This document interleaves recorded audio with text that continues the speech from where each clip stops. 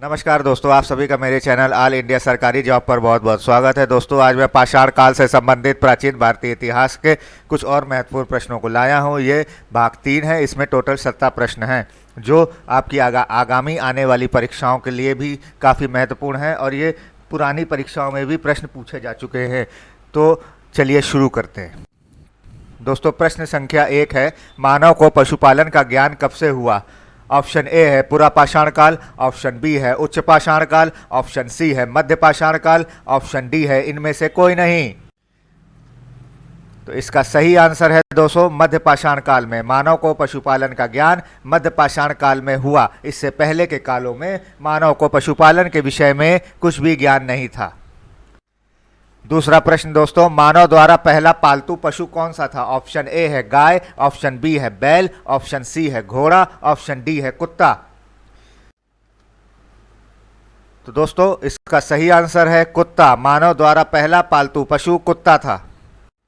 चलिए प्रश्न संख्या 3 पर आते हैं। सर्वाधिक संख्या में मानव कंकाल कहां से प्राप्त हुए हैं? सर्वाधिक संख्या में मानव कंकाल किस स्थान से प्राप्त हुए हैं? ऑप्शन ए है बागौर राजस्थान, ऑप्शन बी है लेखहिया उत्तर प्रदेश, ऑप्शन सी है आदमगढ़ मध्य प्रदेश, ऑप्शन डी है मोरहाना पहाड़। इसका सही आंसर है दोस्तों लेखहिया उत्तर प्रदेश से। सर्वाधिक संख्या में मानव कंकाल लेखहिया उत्तर प्रदेश से प्राप्त हुए हैं। ठीक है दोस्तों, चलिए प्रश्न संख्या 4 पर आते हैं। प्रश्न संख्या 4 में मृद भांड का प्राचीनतम साक्ष्य कहां से प्राप्त हुआ है?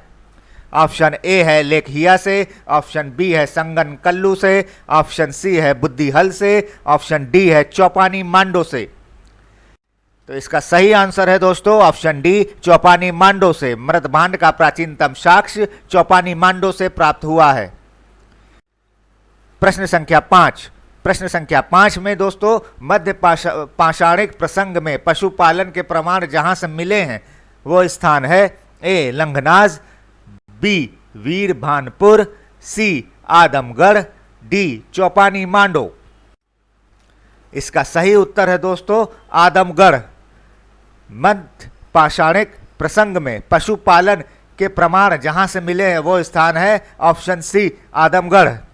दोस्तों प्रश्नों को ध्यानपूर्वक पढ़ के ही उसका आंसर दिए जिससे आपको एग्जाम में कोई दिक्कत ना हो, क्योंकि आयोग मैं पहले भी बता चुका हूं, आयोग एक ही प्रश्न को बार बार रिपीट करके अलग अलग तरीकों से अलग अलग ढंग से पूछता है। तो आपको अपनी तैयारी हर तरीके से करनी है। चलिए दोस्तों प्रश्न संख्या 6 पर आते हैं। प्रश्न संख्या 6 में भारतीय उपमहाद्वीप में कृषि के प्राचीनतम साक्ष्य कहां से प्राप्त हुए हैं? ए कोलडीहवा से, बी लहुरा देव से, सी मेहरगढ़ से, डी टोकवा से। इसका सही आंसर है दोस्तों बी लहुरा देव से। भारतीय उपमहाद्वीप में कृषि के प्राचीनतम साक्ष्य लहुरा देव से प्राप्त हुए हैं। प्रश्न संख्या 7। प्रश्न संख्या 7 में दोस्तों निम्नलिखित में से किसको चालकोलिथिक युग भी कहा जाता है?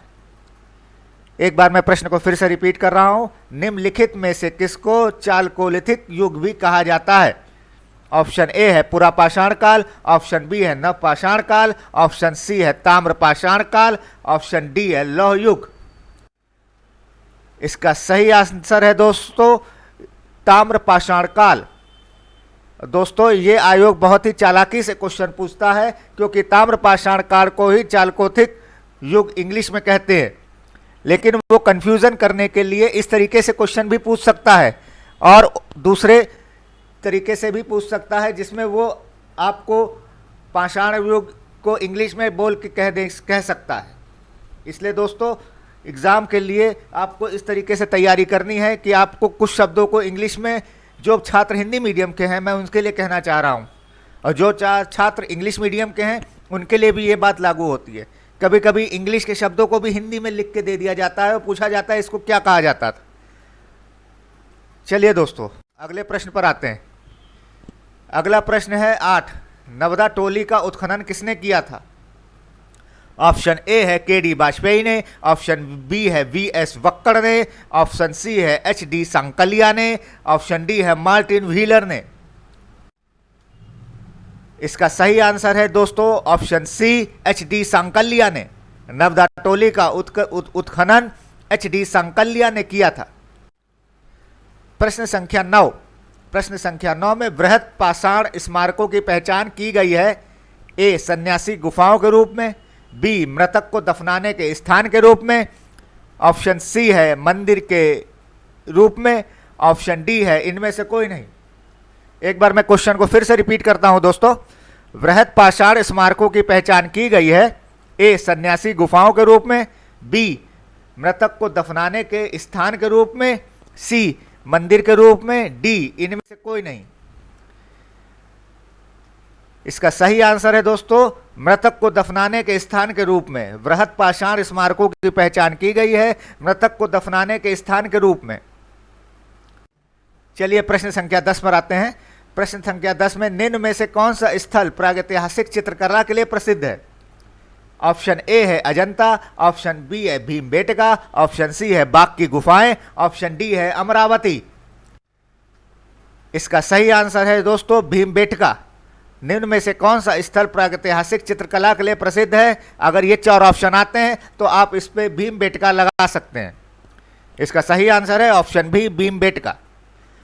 चलिए प्रश्न संख्या 11 पर आते हैं दोस्तों। प्रश्न संख्या 11 में भीमबेटका की गुफाएं कहां स्थित हैं? ऑप्शन ए है सिंगरौली, ऑप्शन बी है रायसेन, ऑप्शन सी है भोपाल, ऑप्शन डी है पंचमढ़ी। इसका सही आंसर है दोस्तों रायसेन। दोस्तों देखिए यही क्वेश्चन है, इसको आयोग ने 2 तरीके से पूछा है। 2 तरीके से अर्थात आपको हर क्वेश्चन की डीप स्टडी करनी है। कहां से स्थित है, क्या स्थित है, क्या कहां पर होगा, कहां होगा, क्या करेगा, ये सब आपको उसके विषय में जानना पड़ेगा। अभी आपसे पहले प्रश्न पूछा गया था कि चित्रकला सबसे पुरानी कहां मिली है, तो भीमबेटका थी। अब भीमबेटका कहां पर है? रायसेन में। इस तरीके से मैं आपसे कह रहा हूं कि आपको बिल्कुल डीप स्टडी कर दी है कि क्वेश्चन के बारे में अंदर तक जानना है उसको। ठीक है दोस्तों, चलिए प्रश्न संख्या 12। ताम्रपात्र काल में महाराष्ट्र के लोग मृतकों को घर के फर्श के नीचे किस तरह रखकर दफनाते थे? ऑप्शन ए है उत्तर से दक्षिण की ओर, ऑप्शन बी है पूर्व से पश्चिम की ओर, ऑप्शन सी है दक्षिण से उत्तर की ओर, ऑप्शन डी है पश्चिम से पूर्व की ओर। मैं एक बार क्वेश्चन को फिर से रिपीट कर दे रहा हूं दोस्तों। जो क्वेश्चंस काफ़ी बड़े और कंफ्यूजिंग होते हैं मैं उनको दोबारा रिपीट कर देता हूं। ताम्रपात्र काल में महाराष्ट्र के लोग मृतकों को घर के फर्श के नीचे किस तरह रखकर दफनाते थे? ऑप्शन ए है उत्तर से दक्षिण की ओर, ऑप्शन बी है पूर्व से पश्चिम की ओर, ऑप्शन सी है दक्षिण से उत्तर की ओर, ऑप्शन डी है पश्चिम से पूर्व की ओर। तो इसका सही आंसर है दोस्तों उत्तर से दक्षिण की ओर। चलिए प्रश्न संख्या 13 पर आते हैं। भारतीय उपमहाद्वीप में कृषि के प्राचीनतम साक्ष्य कहां से प्राप्त हुए हैं? ऑप्शन ए है ब्रह्मगिरी, ऑप्शन बी है बुर्जहोम, ऑप्शन सी है कोल्डिहवा और ऑप्शन डी है मेहरगढ़। माफ करिए दोस्तों। प्रश्न संख्या 13। भारतीय उपमहाद्वीप में कृषि के प्राचीनतम साक्ष्य प्राप्त हुए हैं। ए ब्रह्मगिरी, बी बुर्जहोम, सी कोल्डिहवा, डी मेहरगढ़।